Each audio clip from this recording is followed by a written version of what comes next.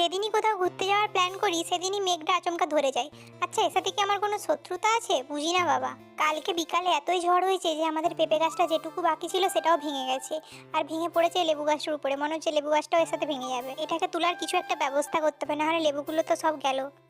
চারিদিকটা কি সুন্দর দেখতে লাগছে দেখো। এখানে বেশ বসে থাকলে আর একটু যদি হালকা হাওয়া দেয় ঠান্ডা ঠান্ডা, কি ভালোই না লাগে। আজকে যতই মেঘ ধরুক, আমি যখন ঠিক করেছি একবার বেরাবো তো বেরাবোই। ঘরে বসে থেকে থেকে এতটাই কুড়ে হয়ে গেছি যে কোথাও আর বেরাতে ইচ্ছে করে না, কিন্তু আজকে মনে মনে ঠিক করেই নিয়েছিলাম যে আজকে বিকালে একটু বেরাবোই। গিয়েছিলাম আজকে বাজার, কলকাতা।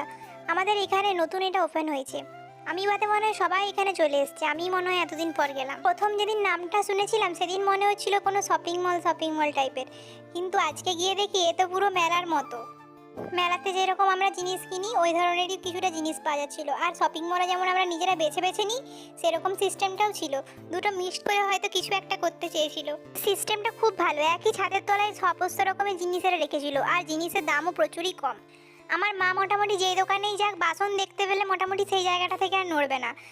কতক্ষণ ধরে বলার পর ওই বাসনের সাইডটা থেকে মনে হয় মাকে সরানো গেল। যাই হোক, এখানে অনেক রকমের জিনিস রেখেছে, খাবার দাবারের জিনিসও রেখেছিল এরা। মেয়েদের সাজের জিনিসও আছে, আমার আবার এইসব দেখলে সবই নিয়ে নিতে ইচ্ছে করে।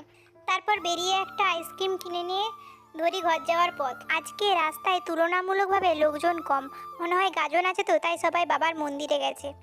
আর এই যে স্যার চলে এসছেন আমাদের সাথে, আর উনি ঠিক ওইখানটিতেই বসে থাকবেন, ভিতরে ঢুকবেন না।